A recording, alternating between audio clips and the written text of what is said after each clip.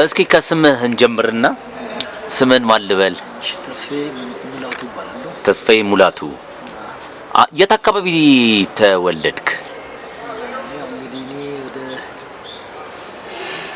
6 ኪሎ ጃልሜዳ በአብዛኛው በቃ ጃልሜዳ 6 ኪሎ ማለት ቴሜስ የሚያስብላል ብዙ ለምልክት የሚያስቸግር ቦታ ነው። ለማንኛውም ጃልሜዳ አካባቢ ነው። እሺ አሁን መጽሐፍ ልትመርቅ ነው የተገናኘው ነውና ጓደኛ ነው ደራሲው ትተዋወቃላችሁ? አዎ በነገራችን ላይ ትናንት ስላሴ ነበር። እዛ የሰንበት ተማሪዎች እንኳን ስር በወረቀት ነበር ተጥፈው ምንድነው ስላቸው ይሄ ወንድማችን የዚሁ የቤተክርስቲያን አገልጋይ የአባት ነህ የመጽሐፍ ምርቃት ነው እና መምጣት ይችላል። ምን ችግር አለ እንዴ? አዎ መምጣት ይችላል። ጥሪን አክብሬ ብዙ ሰዎች ያንተ መምጣት ደስ ብሏቸዋል። እና በአብዛኛው አሁን እኔ ካንተ ጋር ራሱ ስላሴ ቤተክርስቲያን በቀብር ላይ እንደዚህ እንገናኛለን እና ስለ መንፈሳዊ ህይወት እስኪ ንገረን። ያው እንግዲህ መንፈሳዊ ህይወቴ ማለት ክርስቲያን እንደምባለው ክርስቲያን ነኝ። እንግዲህ ክርስቲያን ሊጠበቅበት የሚችለው ነገር ለማድረግ እየሞከርኩ ነው። ያው መስበክ ነው የኔ ስራ። እንግዲህ እንደዚህ በቃል መስበክ መስበከት በቃልም ነው እንደዚህ በማድረግም ነው። በተለያየ መንገድ እንግዲህ ያው ይገለጻል ክርስትና ህይወት እና ዛሬ ያው የወንድማችን መጽሐፍ ለማሳተም ነው የመጣሁት ለማስመረቅ። ብዙ ጊዜ አሁን ያልተለመደ ነው ያንተ የአለባበስ ስታይል ነው የሚባለው። እና በዛ ላይ አሁን ሰዎች ከጤንነት ጋር ያገናኙታልና እንደው አንተ ምን ትላለህ? ይሄ እንኳን እኔ አስቀድሜም እንደሚሆን ስለማቅ ማንኛውም ነገር በሁሉም አይን ሲታይ የተለያየ አመለካከት ነው ያለው። ስለዚህ የደንቅ ነገር አይደለም። ሰው እየተረዳው ሲመጣ ግን ያው ይገባዋል። ስለዚህ ለሁሉ ነገር አቅድም አሻም ራሱ እኮ ተናግሮታል። ዝም ብትልም ስም ይወጣላል፣ ብትናገርም ዝም ብታደርገው ነገር ሁሉ ያው ሲወጣለት አይቀርም እና ያው የሚሆነውን ነገር እየተቀበሉት ነው። እና እነዚህ ጠቅላላ ከመጽሐፍ ቅዱስ ጋር የሚያገናኙ ነገሮች ናቸው። ደብሮቅ ቦዲያ ሳይድ ነው ቦዲኛው ሳይድ ነው። እና ባለባበስ የሚደርስብህ ችግር ምናምን የለም? ያው ወጣ ያለ ነገር ስለሆነ ብዙ ሰው ያው ወጣ ያለ ነገር ሲያይ የተለየ ነገር እንደሚያይ ስለማይ ምንም የሚያስደንቅ ነገር እንጂ ከጤንነት ጋር ምንም የሚያገናኘው ነገር የለም። እንግዲህ እንደማየው አነጋገር፣ ጨዋታ ከቅድም ጀምሮ የነበረው ሁኔታ ጤነኝነትን ያሳያል። እንግዲህ ነው እንግዲህ ተቀበሩ ስሞች መጽሐፍ እውነት ነው። ስም ብዙ ጊዜ አይቀበርም ጥሩ ስራ ከተሰራ ማለት ነው።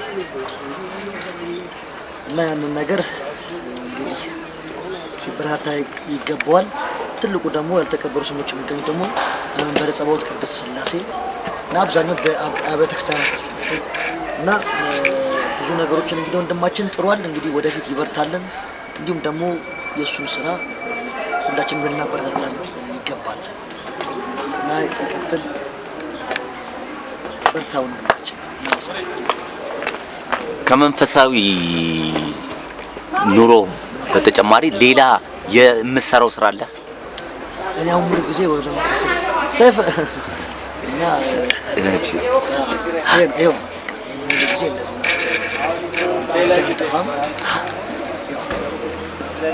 እና ኑሮ ምናምን አይቸግርህም? እግዚአብሔር ይመስገን። እንደው የልብስ ጉዳይስ? የኔ ልብስ ይሄ የመጀመሪያ ጊዜ በሚዲያዎች በአብዛኛው የሚታየው ስለዚህ የኔ ልብስ ሌሊት አይበርድህም?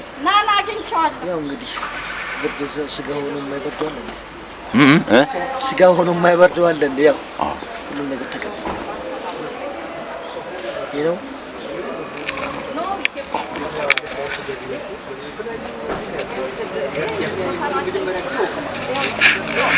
እሺ ስንት መጽሐፎችን አንብበዋል እስከዛሬ? እኔ እንኳን አንባቢ አይደለሁም በነገራችን ላይ። እሺ አትበለኝ። መንፈሳዊ ነው አብዛኛው ህይወቴ በመንፈሳዊ ነው። ግን ባለሙያው ዓለማዊ ትምህርት እስከ 12 ትምህርት ኮምፕሊት ነኝ። አብዛኛው በትምህርት ላይ ነው የማተኩረው። ከልጅነት ጀምሮ መንፈሳዊ ነገር ላይ ነው እና ይሄን በነገራችን ላይ ያው ለማስመረቅ ነው እንጂ የመጣሁት እኔ የመጽሐፍ አንባቢ ነኝ ለማለት አይደለም። ጥሩ። መጽሐፍ ቅዱስ ውስጥ ታነባለህ?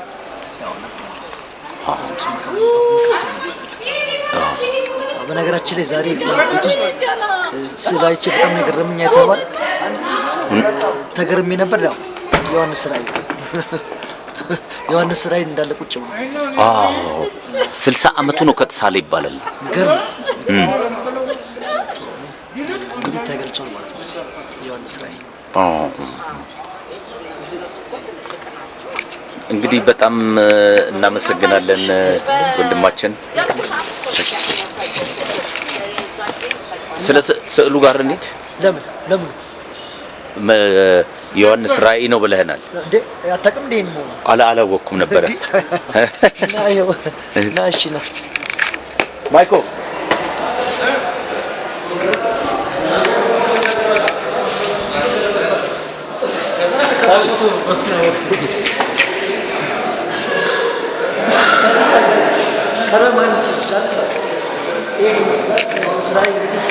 አራቱን ዮሐንስ ራእይ የተገለጸለትን ስም የሚያሳየው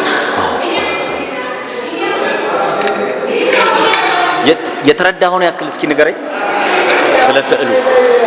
ፈረሶች ይላል፣ ጥቁር ታቦች ግን ጌታችን መድኃኒታችን ኢየሱስ ክርስቶስ ነጭ ፈረስ። እነዚህ ደግሞ ጦርነቱን፣ ረሃቡን፣ ችግሩን፣ ስቃዩን የሚያመለክት ነው።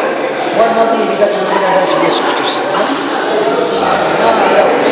መላእክቶች ከእባቡ ጋር እንደተጣሉ የሚያሳይ ነው። ያ እና ሌላው ደግሞ ዋናው የላይኛው የታችኛው ብዙ የማውቀው ነገር የአፄ ኃይለሥላሴን የማውቀው ነገር የአፄ ኃይለሥላሴን የማውቀው ነገር ሰዓሊውን ጠይቀው ዮሐንስ ራእይ የሚናገረው የአፄ ኃይለሥላሴን የማውቀው ነገር ሰዓሊው ይፈለግና ጠይቀው ይኖራሉ ብለህ ነው? የዛሬ 60 ዓመት እኮ ነው የተሳለው። ልክ እንደ ወንድማችን ማፈላለግ ነው። ይሄን ይመስላል። በጣም እናመሰግናለን ወንድማችን። ስዕሉን ደግሞ ላሳያቸው።